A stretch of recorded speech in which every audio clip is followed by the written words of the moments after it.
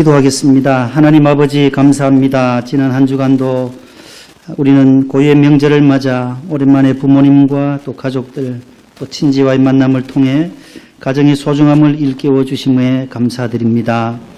수많은 사건과 사고들 어려움 속에서도 주님께서 사랑하는 백성들을 날개 아래 보호해 주시고 주의 지팡이와 막대기로 안위해 주셔서 오늘도 주님의 성전에 나올 수 있게 됨을 감사합니다. 이 모든 것이 주님의 전적인 은혜임을 고백합니다. 우리에게 주신 모든 것, 우리의 자녀들, 또 우리에게 주신 건강, 물질, 지혜와 지식, 이 모든 시간들 또 기회도 다 하나님께서 우리에게 주셨기에 우리가 누릴 수가 있게 됨을 감사합니다. 이 시간도 말씀 듣는 중에 은혜 받게 하시고 주님의 고난과 십자가를 묵상하는 사순절을 경건되이 보낼 수 있도록 인도하여 주옵소서.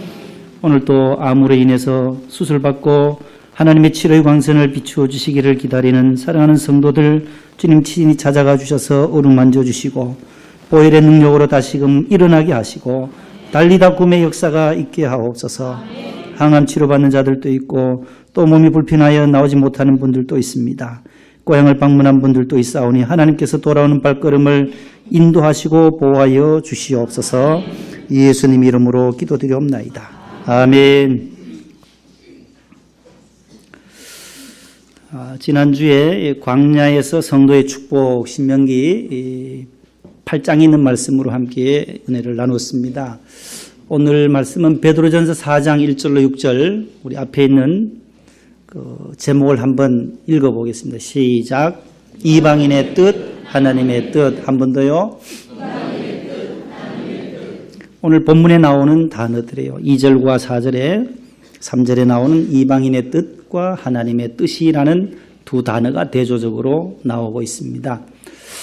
광야는 하나님이 함께 하셔야만 통과할 수 있는 곳이 광야입니다. 이스라엘 백성들이 430년 동안 애굽에서 종살이 하다가 모세를 통해서 광야로 이제 탈출하게 되는데 40년을 광야에서 지나게 됩니다. 그 40년은 그 광야에서의 삶이라고 하는 것은 하나님이 시간 은혜 주시지 않고 도와주시지 않으면 한순간도 살 수 없는 것이 광야입니다. 오늘 우리가 나그네 인생길을 살아가는 우리의 인생 가운데도 광야를 지나는 것과 똑같습니다. 영적으로는 똑같은 시간대예요. 그래서 오늘 여기 보면 육체의 남은 때가 있다는 거예요. 육체의 남은 때 2절 말씀 육체의 고난을 받고 육체의 남은 때를 살게 하려 함이라. 50이 되신 분은 육체의 남은 때가 얼마 정도 남아있는지 이것을 늘 계산하며 살아야 해요. 60이 되신 분은 우리가 한 100세 인생이라고 하면 얼마 남았는지. 그래서 모세는 시편 90편에 우리에게 남아있는 날을 계산하면서 살 수 있는 지혜로운 마음을 주시옵소서. 모세가 하나님의 사람 모세가 120세에 하나님의 부름을 받는데 죽음 직전에 그가 하나님 앞에 기도했던 기도문이 시편 90편이에요. 우리에게 남아있는 날을 계수할 줄 아는 지혜를 달라고. 지혜자는 늘 내가 남아있는 시간이 얼마인지를 늘 계산하면서 그 시간대의 마지막을 생각하면서 오늘을 사는 거예요. 천국을 바라보면서 오늘 현재를 끌어당겨서 사는 거예요. 종말을 생각하고 오늘을 사는 게 지혜로운 성도의 삶의 자세입니다. 그 시간은 다 달라요. 짧게 다가와요. 점점 더 짧게 다가와요. 가나안에 입성하는 그 시간 40년 동안 저들은 오직 하나님의 도우심으로만 불기둥만 쫓아갔어요. 하나님의 성령이 인도하시는 대로 갔지 자기가 시간을 주장할 수가 없었다라는 것입니다. 그래서 광야는 하나님의 은혜로 사는 것입니다. 내 힘, 내 지식, 내 권력, 내 물질, 내 돈으로, 내 건강으로 사는 것이 아니다라는 거죠. 하나님이 도와주셔서 하나님의 은혜로 하나님 때문에 사는 것이 우리의 광야 나그네 생활입니다. 따라합시다. 하나님 때문에 오늘 삽니다. 하나님 때문에 오늘 살아서 성전에 나올 수 있었습니다. 이렇게 우리가 성전에 나와 예배 드리기 전에 기도할 수 있는 것, 지난 한 주간도 하나님 때문에 살았고 하나님이 은혜 주셔서 오늘 이곳에 나왔습니다. 그렇게 준비 기도할 수밖에 없는 상황이에요. 지난 주간에도 고유의 명절날 앞두고 많은 분들이 오가면서 차량으로 이동하면서 사고로 인해서 수십 명이 또 돌아가셨어요. 이러한 상황들이 계속 이어진다는 거예요. 광야니까 교통사고뿐만 아니라 여러 산업재해 현장에서도 많은 사고들이 일어나고 있다는 겁니다. 하나님이 도와주시고 하나님 때문에 살게 되는 거예요. 반석에서 물을 주시고 만나와 메추라기를 주시면서 성도들을 이끌어 가시는 것입니다. 그런데 그 광야를 지날 때는 평탄한 길만 없다는 거예요. 평탄하지만은 늘 굽은 계곡이 있고 산이 있고 언덕이 있고 육신의 질병과 지치고 힘든 과정들이 광야 생활 속에 있다라는 거죠. 고난이 찾아온다라는 거예요. 그래서 야고보서에는 5장에 이렇게 말씀해요. 너희 중에 고난당하는 자가 있느냐. 고난당하는 자들이 많다라는 거죠. 그들이 취할 것은 그는 기도할 것이요. 따라합시다. 고난당할 때 기도하자. 즐거운 일 있을 때 찬송하자. 즐거워하는 자가 있습니까? 그는 찬송할지니라. 그리고 야고보서 5장 13절에서 말씀해요. 기쁜 일, 좋은 일이 있으면 하나님을 높이시고 하나님께 찬양과 영광을 돌리세요. 쇼트트랙에 금메달을 딴 우리 임효준 선수, 그 스포츠 계속 동계올림픽 하지만 강릉 센터에 종교센터가 있다면 종교센터. 오늘 또 선수들은 나가서 예배 드려요. 훈련만 하는 게 아니라 예배 드린다는 거예요. 임효준 선수나 국가대표 김선태 감독이나 또 황대현 선수나 서일아 선수나 다 크리스찬 쇼트트랙 선수들인데 예배 드린다. 어디를 가든지 주의를 먼저 지킨다라는 거예요. 금메달을 획득하고 하나님 앞에 손을 들면서 금메달 시상식에서 이 표시를 하면서 올라가서 받아요. 하나님, 나와 하나님만의 사인이다. 금메달 취득할 때 달성하면, 획득하면 이것으로 하나님께 영광 돌리겠다. 하나님이 하셨다. 그 표시로 하나님을 높이는 거예요. 좋은 일, 기쁜 일이 있을 때 하나님께 영광을 돌리시기를 바랍니다. 고난당하는 자가 있습니까? 하나님 앞에 무릎 꿇고 기도하면 하나님은 길을 열어 주시는 줄로 믿습니다. 14절에 너희 중에 병든 자가 있느냐? 그들은 기름을 바르고 기도하라. 교회 장로들을 불러 주의 이름으로 기름 바르고 기도하면 의인의 간구는 역사하는 힘이 많으니라. 의인의 기도는 하나님께서 역사하셔서 치료의 광선을 비추어 주신다라고 약속하고 있습니다.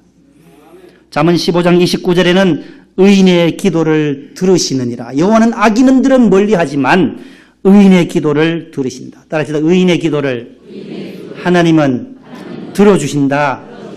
성도들의 기도를 하나님은 들어주신다라는 거예요. 사업의 실패로 두려워하고 좌절하고 낙심하고 실패할 때 하나님 앞에 나가 기도하면 하나님은 들어주신다라는 거예요. 자녀의 문제로, 부부간의 갈등으로, 또 상사간의, 친구간의, 여러 이성간의 문제로 내 등의 짐이 버겁다고 느껴지는 분이 계십니까? 우리의 등에는 많은 짐들 때문에 버거워하는 분들이 얼마나 많습니까? 그러나 그 짐, 우리의 등 뒤에 있는 짐들이 버거워서 삶을 포기하기도 하고 방황의 길로 가기도 하고 세상으로 쫓아가는 분들이 많이 있다라는 거예요.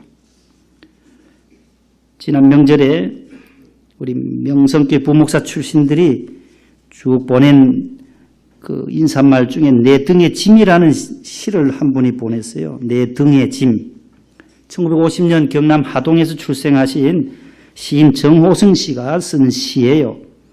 앞에 자막이 있으니까 한번 보세요. 내 등에 짐이 없었다면 나는 세상을 바로 살지 못했을 것입니다. 내 등에 있는 짐 때문에 늘 조심하면서 바르고 성실하게 살아왔습니다. 이제 보니 내 등의 짐은 나를 바르게 살도록 한 귀한 선물이었습니다. 내 등에 짐이 없었다면 나는 사랑을 몰랐을 것입니다. 내 등에 있는 짐의 무게로 남의 고통을 느꼈고 이를 통해 사랑과 용서도 알았습니다. 이제 보니 내 등의 짐은 나에게 사랑을 준 귀한 선물이었습니다. 물살이 센 냇물을 건널 때는 내 등에 짐이 있어야 물에 휩쓸리지 않고 화물차가 언덕을 오를 때는 짐을 실어야 헛바퀴가 돌지 않듯이 내 등의 짐이 나를 불의와 안일의 물결에 휩쓸리지 않게 했으며 삶의 고개 하나하나를 잘 넘게 하였습니다. 내 나라의 짐, 가족의 짐, 직장의 짐, 이웃과의 짐, 가난의 짐, 몸이 아픈 짐, 슬픈 이별의 짐들이 내 삶을 감당하는 힘이 되어 오늘도 최선의 삶을 살게 합니다. 이런 시예요. 시골에서 계신 분들은 우리 강을 건널 때, 냇가를 건널 때도 무거운 것을, 우리 원로 목사님 영양 고향 갈 때 늘 이 밤 그 냇을 건널 때 돌을 들고 건너셨다잖아요. 돌로 내 몸무게를 더 크게 해야만, 무겁게 해야만 물에 안 쓸려가도록. 화물차도 오르막 올라갈 때는 막 헛바퀴가 막 돌거든요. 그럴 때는 뒤에다 짐을 실어요. 그 짐이 있어야만 올라가듯이 우리에게도, 여러분들에게도 수많은 짐들이 있어요. 어깨에 가정의 짐, 가족의 짐, 직장의 짐들, 많은 짐들을 지고 살아갑니다. 그 짐이 나로 하여금 교회에서 주어지는 직분의 짐도 얼마나 무거운지 몰라요.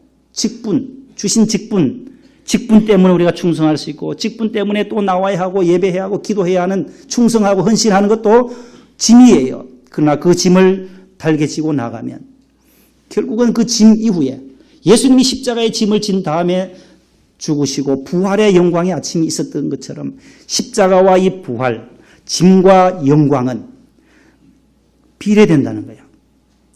이번에 올림픽에 나간 선수들 보세요. 얼마나 많은 훈련들과 고난의 짐들을 졌어요. 스켈레톤 금메달 또 획득했잖아요. 윤성빈 선수. 그 스켈레톤은 뭐 우리가 말하는 시계또예요. 시계또. 스케이트 있잖아요. 시골에서 시계또 타는 걸 이 자빠져서 앞으로 이래 타는 거예요. 뒤로 나자빠져 타는 것도 있고 별게 다 있어요. 뭐 루지라든지 봅슬레이라든지 스켈레톤 세 개가 이제 썰매로 하는 건데 막 달려가가지고 더 올라타면 이제 썰매가 내려가는 거예요. 출발이 좋아야 되고 출발이 빨라야 돼요. 그러려면 이 하체가 튼튼해야 돼요. 하체가. 그래서 윤성빈 선수는 이게 말벅지라나요? 허벅지도 아니에요. 65cm랍니다. 둘레가 65cm면 25인치나 되는 거죠. 두 사람, 여성들이 허리만 하다는 거예요. 다리가. 그걸 만들기 위해서 하루에 팔굽혀펴기를 1000번씩 이상 하고 240kg 되는 역기 있잖아요. 그걸 들고 여기 목에 걸고 앉았다 일어섰다 하면 여기에 말벅지가 된대요. 여러분들도 한번 집에서 해보세요.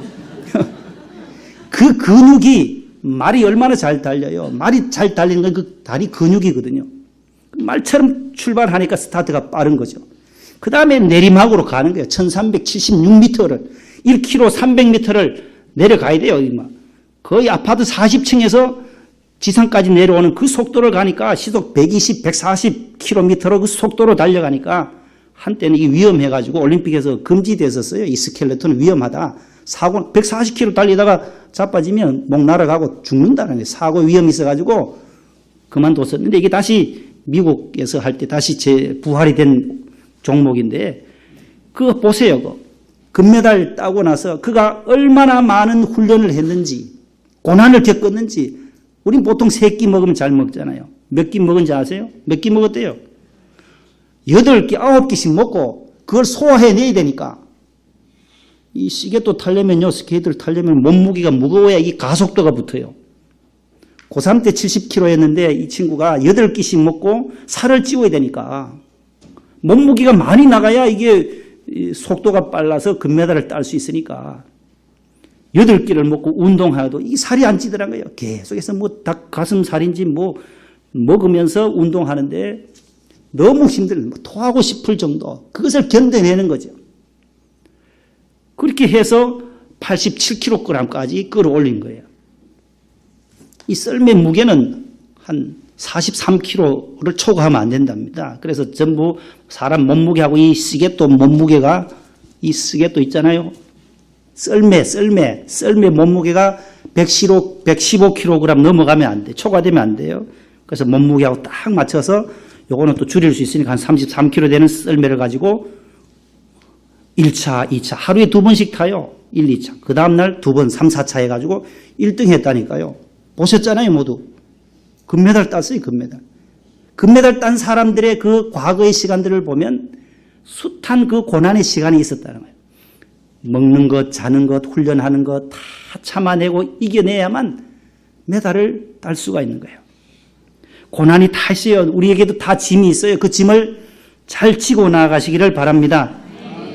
지난주에 우리가 불렀던 왜 나에게만 있는 고난이냐고 불평하지 말라고 했던 그 목사님이 지었던 예수님이 좋다오. 많은 사람들 그 복음성가가 있어요. 2절에 보면 무거운 짐진 자 다 내게로 오라. 내가 너를 쉬게 하리라. 한 반주해 주세요. 이 길만이 생명의 길, 참 복된 길이라. 같이 한번 불러보겠습니다.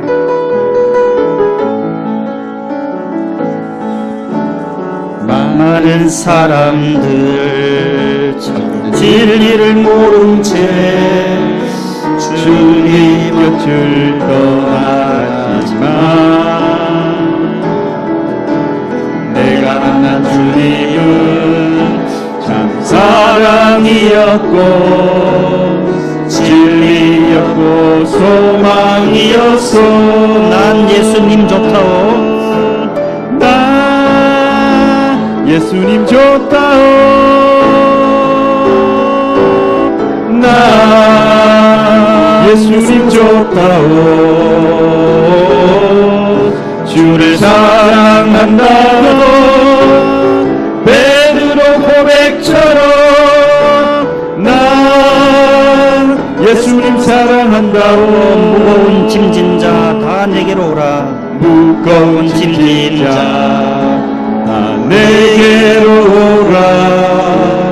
내가 너를 쉬게 하리라. 박수 치면서요.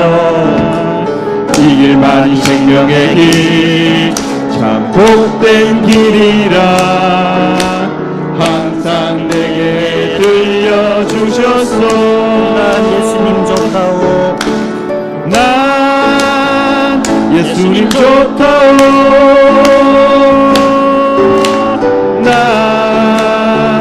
예수님 좋다오. 주를 사랑한다도 베드로 고백처럼 난 예수님 사랑한다오. 그대가 만일 참된 행복을 찾거든 예수님을 만나보세요. 예수님을 만나보세요. 그분으로 인하여 참 평안을 얻으며 나와 같이 고백할 거요. 나 예수님 좋다오. 나 예수님 좋다오. 주를 사랑한다도 베드로 고백처럼 난 예수님 사랑한다오. 난 예수님 사랑한다오. 난 예수님 사랑한다오. 할렐루야. 예수님 사랑하시면 마음에 평안이 오고 복된 길로 달려가게 될 줄로 믿습니다. 오늘 본문은 베드로 전서의 부분입니다. 바울 서신도 있고 또한 요한 계시서도 있고 복음서도 있고 요한 복음까지 요한 사복음서가 있고 사도행전은 역사서인데 베드로 전서는 공동 서신이라고 부릅니다. 커먼 이피슬즈라고 하는데 여러 교회에서 함께 읽었던 말씀들이에요. 초대교회의 회람 서신이 돌아가면서 읽게 되는 베드로의 편지예요. 베드로는 예수님의 제자였었고 또 예수님이 고난받는 것도 다 보았고 십자가에 못 박히신 것까지 다 보았어요. 오순절 성령 강림 사건 이후에 그가 회개하고 예수님을 3번이나 모른다고 부인했었지만 다시 주님 앞에 나와 오순절에 성령이 임함을 제가 체험하고 나서 복음의 사도로 이방인의 사도로 바울과 같이 베드로가 초대교회의 귀한 사도로 사도행전 초반부에 바울 이전에 복음을 전했던 분이 베드로입니다. 초대교회 박해 시대에 쓴 편지예요. 박해를 받으니까 얼마나 많은 고난과 혹독한 시련이 있었겠습니까? 환난 가운데 있는 성도들에게 하나님의 은혜와 예수 그리스도의 십자가의 보혈의 피를 의지하고 믿고 거듭남으로 말미암아 부활의 신앙으로 산 소망을 가지고 살아라. 소망이 없고 절망하고 저들이 고난 가운데서 이제 주님이 오시지 않겠구나. 주님 우리의 고난 가운데 함께 하시지 않는구나. 그럴 때에 베드로가 다시 용기를 주기 위해서 쓴 편지가 베드로 전서요. 또 보낸 편지가 후서입니다. 고난을 당했던 저들이었기 때문에 순교당하는 시간들이 얼마나 많아. 사자의 밥이 되기도 하고 원형 경기장에 붙잡혀서 예수님만 부인하기만 하면 난 예수 안 믿는다는 그 한마디만 하면 될 텐데 그것을 포기하고 천국에서의 영광을 누릴 것을 생각하고 나는 예수님을 부인할 수 없다라고 주님이 나의 구세주가 된다고 하며 사자의 밥이 되어갔던 그 초대교회의 순교의 시간들 속에 베드로가 편지를 썼던 것입니다. 오늘 본문 앞서서 있는 2장 9절에 베드로가 이렇게 말해요. 너희들은 초대교회에 박해받는 성도들, 고난받는 성도들은 하나님이 택하신 족속이다. 왕같은 제사장들이다. 거룩한 나라다. 그의 소유된 백성이다. 따라합시다. 하나님의 택하신 족속입니다. 우리는 하나님이 택하신 너희들의 백성, 하나님의 백성이다. 왕같은 제사장이다. 하나님이 아버지로 모시고, 하나님을 아버지로 모시고 사니까 우리는 왕자요, 공주다. 그런 의식. 어제 아침에 식사하는데 우리 집사님 한 분이 그래요. 우리 방송실에 근무하는 우리 김성철 집사님이 박 대통령의 그 아드님 박진만 집사님 지금 정운교회에 잘 나온대요. 이 필산 목사님 목회하는 정운교회에 잘 나오는데 박진만 그 집사님과 초등학교 동창이랍니다. 초등학교 동창이래요.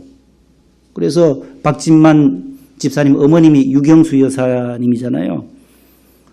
그러니까 박정희 대통령님의 아들이니까 박진만 집사님이 초등학교 그 효자동 옆에 무슨 초등학교인지 모르겠어요. 오늘 안 나오셨죠? 김성철 집사님 오셨나요? 네, 오늘 또 근무신가 본데 초등학교 동창이래요. 아들이 있으니까 청와대를 초등학교부터 청와대를 가셨대요. 아유, 김성철 집사님. 저는 아직 50년 넘게 살아도 청와대 못 가봤거든요.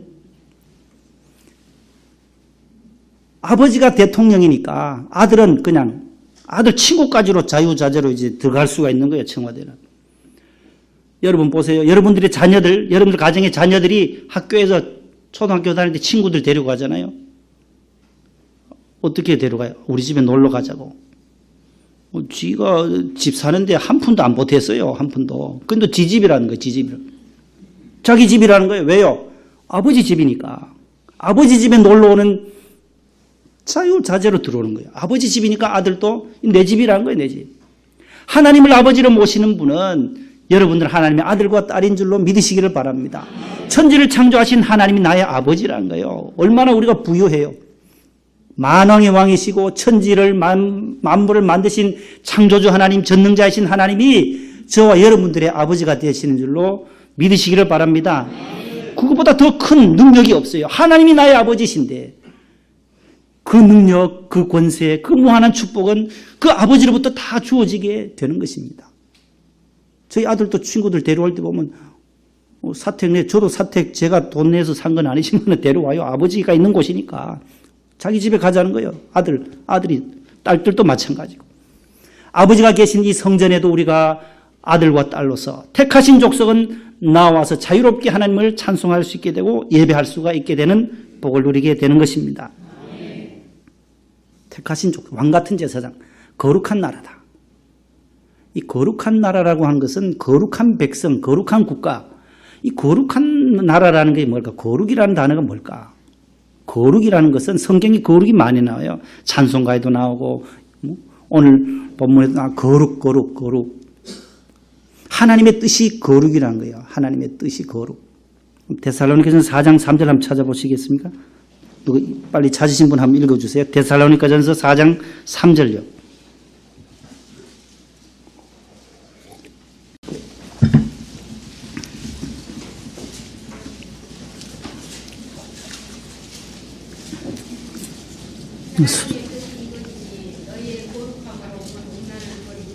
아멘. 하나님의 뜻은 이것이니 곧 너희 뭐라 그래요?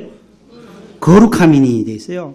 하나님의 뜻이 이것인데 하나님의 뜻은 거룩이다. 너희의 거룩이다. 그것도 거룩이라 그래요. 레위기 19장 2절에 보면 나 여호와가 거룩하니 너희도 거룩하라. 그런 말씀이에요. 레위기는 거룩의 책이라는 거예요.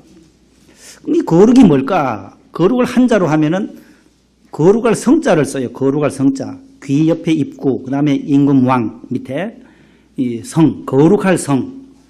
그래서 이 거룩이라는 단어가 들어간 것은 구별된 거예요. 구별되다. divided. separate라는 단어인데 분리되다, 구분되다라는 거예요. 격리되다라는 거예요. 이것도 성자가 돼가 이걸 뭐라 그러죠?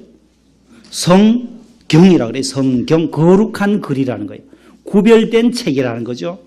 세상의 만화책, 동화책과 다른 역사책과 다른 하나님의 이야기가 있는 하나님의 사랑의 편지가 있는 책이에 성경이라 그래요. 이런 거 교회에 있는 이 물건은 뭐라 그래? 성물이라 그래. 성물. 세상에 있는 피아노 적어도 성물이에요. 교회에 있는 것만 성물이에요. 세상에 춤추는데 그런 데 있잖아요. 댄스 파티 하는데 그런 데 있는 기구보다 다르다는 거예요. 하나님을 예배하고 하나님을 찬양하는 데 쓰여지니까 이 마이크도 성물이 되고 이 강대상도 성물이 되고 구별된 물건이라는 거예요. 구별된 사람은 뭐겠어요? 성도라 그래요. 성도. 저와 여러분들 하나님 편에서 보면 모두 거룩한 성도의 모습이에요. 그 거룩한 성도들에게 목사의 직분을 주고 권사님, 안수집사님의 직분들이 있다라는 거죠. 성도라 그래요. 그 도는 무슨 도짝이에요? 성도할 때 도는 뭐예요? 도둑도자도 아니고 이게 뭘까요? 무리도예요. 무리도자예요. 무리도. 무리라는 것은 두 사람 이상 복수잖아요. 무리. 성도는 거룩한 무리예요. 구별된 무리예요. 여기 오늘 3부 예배 나오신 여러분들은 바로 거룩한 구별되어진 무리라는 거예요. 무리는 사람인데 어떤 사람이냐? 예수님을 구주로 믿고 하나님을 아버지로 믿는 사람들이 모여서 하나님을 예배하는 곳. 에클레시아 많이 들었잖아요. 우리 원로 목사님 통해 에클레시아 했는데 부름받은 무리라는 거예요. 두세 사람, 예수님께서 두세 사람이라도 내 이름으로 모인 그곳에 나도 그들과 함께 있느니라. 교회는 복수에 혼자는 교회가 될 수가 없어요. 무리가 아니거든요. 항상 두 사람 이상이 되어야만 교회가 될 수 있어요. 두 사람, 세 사람만 모여도 교회예요. 주님의 이름으로 모이면 교회예요. 오늘 또 농촌과 어촌과 산촌에서 두세 사람이 모여서 예배하는 그것도 주님의 몸된 교회예요. 주님의 이름을 부르는 것도 교회예요. 우리 교회만 커서 우리만 교회가 아니라 그 작은 교회도 동일하게 하나님 보실 때는 똑같은 하나님의 백성들이 모인 거룩한 무리들이 예배하는 성도, 성전이 되는 것이죠. 거룩한 집이라는 거예요. 성전. 오늘 주보에도 나오는 성례식, 세례하고 입교하고 유아 세례 주는 것은 거룩한 예식이라 그래요. 조금 있으면 저희들이 또 예수님의 피와 살을 먹게 되면 그건 뭐라 그래요? 성찬식, 그죠? 성찬. 거룩한 반찬. 구별된 거라는, 구별된 살과 피라는 거예요. 세상에서 먹는 빵이 아니고 이 세상에서 마시는 음료수가 아니다라는 거죠. 예수님이 저와 여러분들을 위해서 흘리신 피와 살을 먹는 거룩한 예식, 성찬이 구별됐다는 거예요. 구별된 나라. 천국 백성, 거룩한 나라는 천국의 백성으로서 이 땅에서 천국 시민으로 살아가는 복을 누리게 된 것이 바로 성도라는 거죠. 그의 소유라는 거예요. 네 번째가 그의 소유예요. 택하신 족속, 왕같은 제사장, 거룩한 나라, 그의 소유. 저와 여러분들은 하나님의 소유예요. 소유권이 우리에게는 전혀 없어요. 0%, 0%예요. 하나님이 다 이 땅에 보낼 때도 하나님이 보내셨고, 기르시는 것도 하나님이 먹여주셨고, 재물도 하나님이 주시죠. 건강도 하나님이 주시죠. 호흡도 다 하나님이 주시는 거예요. 우리의 소유권은 아무것도 없어요. 오라 할 때 갈 수밖에, 다 두고 떠나야 하는 거예요. 그래서 소유는 하나님께 있다. 소유권은. 그래서 성경에는 너희는 하나님의 것이니라. 고린도전서 3장이 그렇게 말해요. 그리스도는 하나님의 것이요 너희들은 하나님의 것이다. 고린도 교회 성도들은 바로 하나님의 소유다라는 거죠. 하나님께 속한 백성이니까 하나님의 소유예요. 하나님의 백성들이 살아갈 때에 고난이 있다라는 거예요. 오늘 1절 2절 보세요. 1절 2절 한번 보세요. 4장 1절 2절요. 다 같이 읽어봅니다. 시작. 그리스도께서 이미 육체의 고난을 받으셨으니 너희도 같은 마음으로 갑옷을 삼으라. 이는 육체의 고난을 받은 자는 죄를 그쳤음이니 그 후로는 다시 사람의 정욕을 따르지 않고 하나님의 뜻을 따라 육체의 남은 때를 살게 하려 함이라. 아멘. 여기 보면 육체의 고난을 받을 때가 있는데 그 고난이 유익이 된다는데 무슨 유익이냐? 1절 하반절에 죄를 그쳤음이니 되어 있어요. 그리스도께서 십자가에서 육체의 모든 피와 고난을 당하셨어요. 피 쏟으시고 살이 찢기시면서 고난을 당하셨어요. 그 결과로 우리는 무슨 유익을 얻게 됐냐면은 죄를 그치게 됐다. 죄를 정복하게 됐다는 거예요.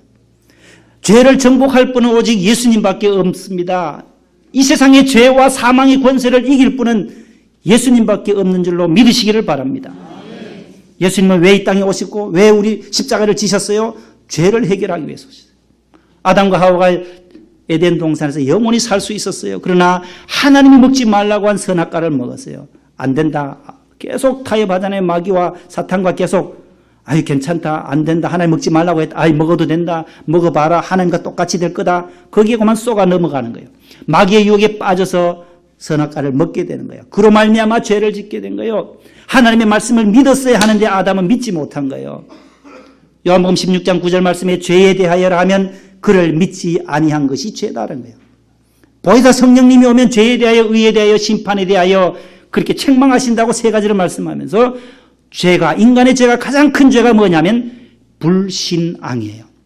하나님의 말씀을 믿었어야 함에도 불구하고 그 말씀을 아담은 죽을까 하노라로 바뀌면서 말씀을 받아들이지를 못하고 믿지 못한 거죠. 불신앙의 죄. 하나님을 믿지 아니한 것이 예수님을 믿지 않은 것이 가장 큰 죄예요. 그 죄의 삭선 결과로 멸망, 사망이에요. 그래서 이 죄와 죽음은 늘 같이 가는 거예요. 죄가 있는 곳에 결국 멸망, 사망이 오는 거예요. 죽음이 오는 거예요. 이 두 개를 해결할 길은 하나님의 아들이 우리를 너무너무 사랑하셔서 이 땅에서 십자가를 지시는 길밖에 없었어요. 하나님과 막혔던 담을 헐어주실 분은 예수님이 십자가에서 그 모든 고통 감당하시고 육체의 고난을 다 당하심으로 말미암아 저와 여러분들의 죄를 그치게 했다. 죄에서 이제 자유함을 얻고 죽음에서부터 자유함을 얻는 성도들 되시기를 바랍니다.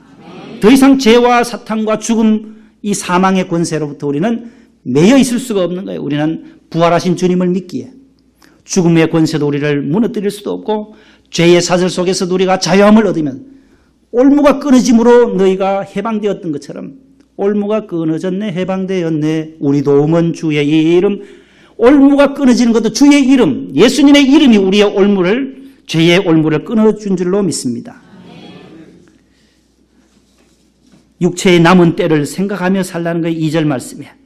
이제는 사람의 정욕 따라 살지 아니하고 이방인의 뜻을 따라 살지 않고 하나님의 뜻을 따라 육체의 남은 때를 살아가야 한다고 말씀해요. 그러면서 이방인의 뜻이 나와요. 3절에 이방인들의 소원이 뭐냐? 너희가 음란과 정욕과 술취함과 방탕과 향락과 무법한 우상 숭배를 하여 이방인의 뜻을 따라 행한 것은 지나간 때로 족하도다. 예수 믿기 이전의 삶으로 족하다는 거예요. 이방인들의 뜻은 여기 뜻이라는 단어는 텔레파시, 소원, 텔레마라는 단어인데 텔레마, 소원이라는 뜻이 소원이라는 의미예요. 하나님의 소원, 하나님의 마음, 하나님이 하나님의 백성들에게 소원하는 바가 있어요. 아버지로서 부모님이 자녀들에게 소원이 있듯이 우리 아이들은 이렇게 하면 좋겠다. 소원이 있듯이 영의 하나님 아버지도 그의 백성들에게 소원을 가지고 있어요. 그걸 성경에는 하나님의 뜻이라고 사용하고 있어요. 하나님의 뜻이 하나님의 소원이에요.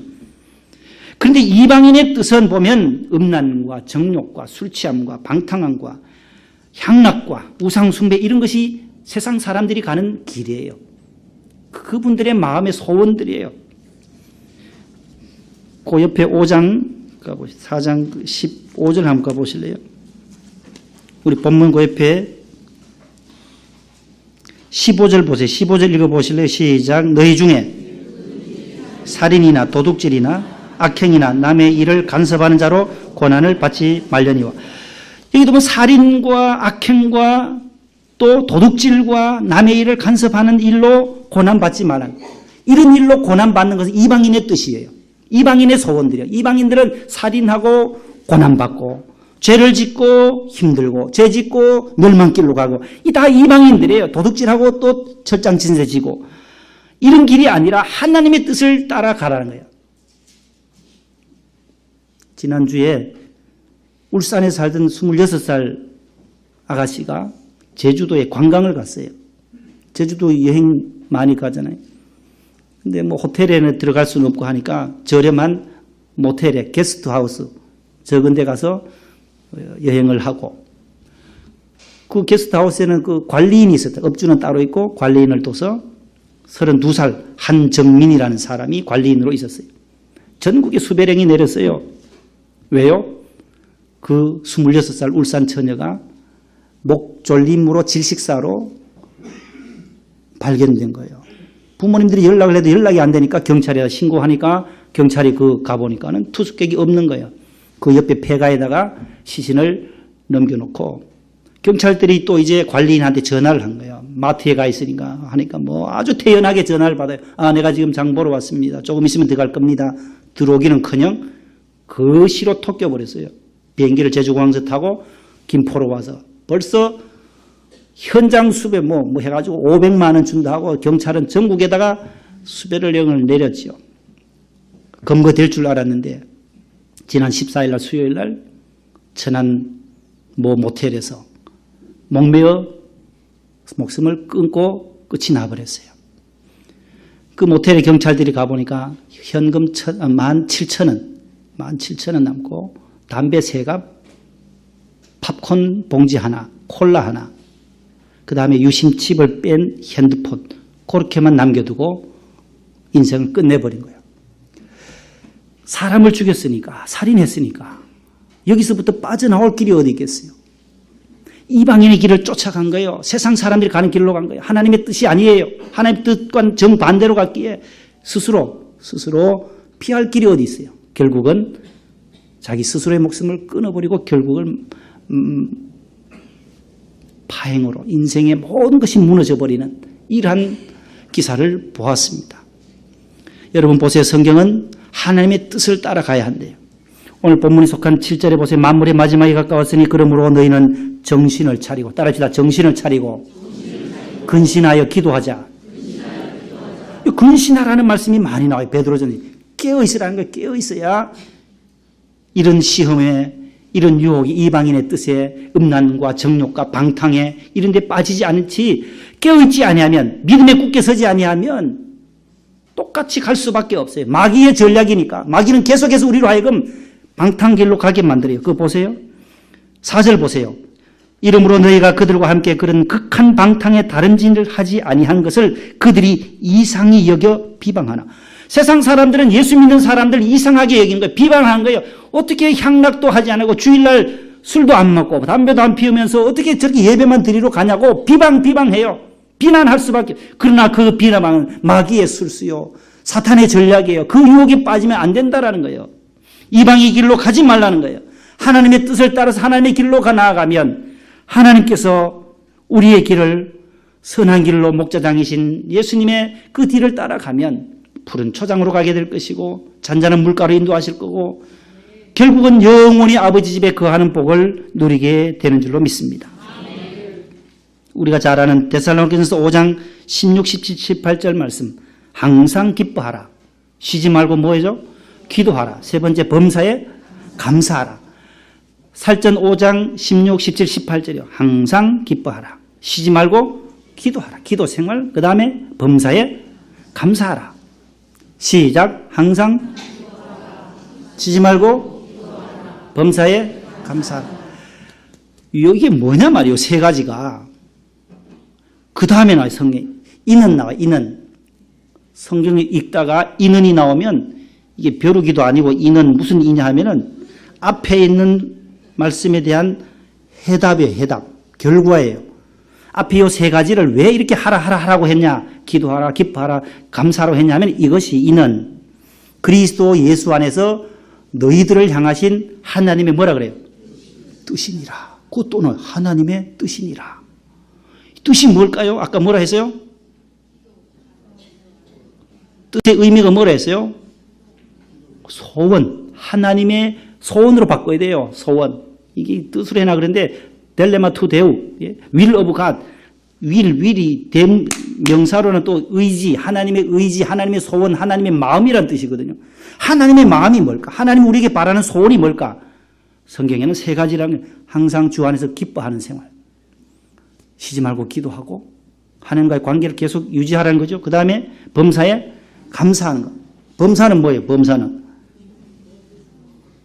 범이 나오도 감사래요. 유치부 선생님이 범이 나오도 감사하는 게 범사다 하는데 이 무릇 범자예요. 무릇 범자 일사자인데 모든 일 어떤 형편에서든지 모든 어떤 형편에서든지 감사하는 거예요. 부하거나 가난하거나 아프거나 건강하거나 어떤 슬프거나 기쁠 때도 하나님 감사합니다. 생명 주신 것 감사합니다. 구원받은 것 감사합니다. 이게 범사의 감사예요. 오늘 우리 조 집사님 오셨는데 우리 조 집사님은 개인 택시를 해요. 개인 택시를 하는데 전도를 얼마나 많이 하신지 몰라요. 밝은 소리 있잖아요. 교회 밝은 소리, 교회가 목사님 설교 테이프를 그 실로암 서점에 가서 매주일간 설교 그런 걸 사가지고 택시에 장착을 해가지고 교회처럼, 예? 택시 안이 완전 교회 같아요. 작은 교회처럼 해서 꼭 전도하시는 거예요. 그런데 상추에, 이름이 상추예요. 조씨인데 조상추 집사님 오늘 오셨어요. 저 한번 손들어 보세요. 저 오셨잖아요. 저 본당으로 나가시는데 이제 이쪽으로 오시도록 기도하세요. 여러분들 본당까지 그렇게 멀리 다니세요. 집은 방배동에 서초구 방배동에 사시는데 저 아들이 병진인데요. 2006년도에 제가 여기 교구할 때 같은 교구였거든요. 25교구. 지금하고 똑같이 같은 교구에서 이 서초 방배 영등포 이리 구로 금천 막 김포 강화도까지 같은 교구였는데 그때 핀란드를 간대요. 아들이. 뭐 하러 가냐니까 이제 연수 간대요. 어떻게 가냐니까 어떻게 가냐 비행기 타고 가지요 하는데 배낭만 메고 가. 배낭만 메고. 어휴 길 안 하니까는 믿음으로 간다는 거예요. 믿음으로. 공부를 그때까지 못했대요. 잘 못했는데 하나님이 또 지혜를 주니까 배낭여행을 해서 핀란드를 유럽을 여행하면서 그 학교에 가가지고 이제 또 누구를 만났는지 또 하나님이 길을 열어주시더라는 거예요. 그래서 핀란드 가서 박사학위를 받아요. 알토 대학이나요, 그래서 벨 연구소가 있어요. 박사학위 취득하고는 벨 연구 알아요? 벨 연구소 연구원으로 또 들어가요. 아무것도 몰랐지만은 하나님이 그렇게 또 인도하시더라는 거예요. 하나님의 뜻을 따라서 가면 하나님만 믿고 나가니까 부모님들이 저렇게 열심히 전도하고 헌신하고 봉사하고 하니까 길을 열어주시는 거예요. 또 결혼도 했어요. 결혼도 잘하셨더라고요. 또 따님을 또 자부를 교수님, 인천대학교 또 교수님을 또 자부로 맞아서 또 그렇게 하나님이 또 가정을 이루게 하시고 하나님의 뜻, 하나님의 길, 소원, 이 성경이 우리 내비게이션이라고 했는데 하나님의 뜻을 따라가야지 정욕과 방탕과 술 취함과 음란함과 무법한 우상 숭배, 향락과 쾌락과 유혹으로 나가면 오늘 또 교회 나와야 되는데 교회 나오지 않고 이 사탄의 유혹에 빠지면 정선 도박장으로 갈 수밖에 없는 거예요. 마귀가 끌고 가면 가는 거예요. 그래서 깨어 있어야 되나, 깨어 있어야 되나. 깨어 있지 아니하면 그 옆에 5장 다시 한번 가보세요. 5장 8절 한번 봅시다. 5장 8절, 베드로전서 5장 8절. 마귀가 찾는 사람이 있어요. 마귀가. 시작.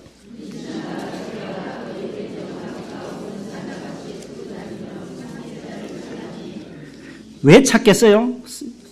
멸망시키러 잡아서 사망의 길로 가도록 해서 마귀는 우는 사자같이 배고픈 사자가 먹잇감을 찾는 것처럼 우는 사자같이 오늘 또 찾아요. 시험 던진 자가 없는지, 믿음에서 떨어진 자, 후퇴한 자가 없는지, 교회를 비판한 자가 없는지, 주의 종을 비판한 자가 없는지, 형제 간에 교인들 간에 다투는 자가 없는지 보고는 그 틈을 타서 삼킬 자를 찾아요. 멸망시키려고. 그러나 하나님이 찾으신 자가 있어요. 역대하 16장 9절에 여호와의 눈은, 하나님의 눈은 온 땅을 두루 감찰하시면서 전심으로 자기에게 향하는 자들을 찾으신다는 거예요. 하나님의 뜻을 따라 살아가는 사람, 믿음의 길로 가고 성전에 나가 예배하는 자들을 하나님은 찾으신다는 거예요. 왜 찾겠어요? 복 주시려고, 능력을 베푸시려고. 그렇게 말씀해요. 하나님의 눈은 온 땅을 두루 감찰하사 전심으로 자기에게 향하는 자들을 찾으시나니 곧 그들에게 능력을 베풀려 하심이니라. 능력과 축복과 은사와 사명을 주시기 위하여 찾으신다는 거예요. 하나님을 잘 경외하는 사람을, 믿음의 사람을 찾고 계세요. 그 믿음에 합격하여 하나님의 시간 속에 남은 때를, 영혼의 때가 있고 육체의 남은 때가 있고 오늘 현재가 있어요. 현재 육체의 남은 때, 영혼의 때까지, 천국에 입성할 때까지 우리가 하나님의 뜻을 따라 하나님의 길로 나가 하나님께 주시는 은혜와 축복을 받아 누리는 우리 성도들 다 되시기를 주님의 이름으로 축복합니다. 하나님 감사합니다. 이방인의 뜻은 음란과 정욕과 방탕과 허무한 우상 숭배의 길로 갈 수밖에 없지만 우리는 하나님께 택한 족속이요 하나님의 자녀들로서 하나님의 뜻을 따라서 하나님의 소원에 따라 하나님의 마음 하나님 기뻐하시는 일들을 따라서 달려갈 수 있게 하여 주옵소서. 항상 기뻐하고 기도하고 감사하고 거룩함을 구별됨을 가지고 거룩한 성도의 길을 걸어갈 수 있게 하여 주옵소서. 예수님 이름으로 기도하옵나이다. 아멘.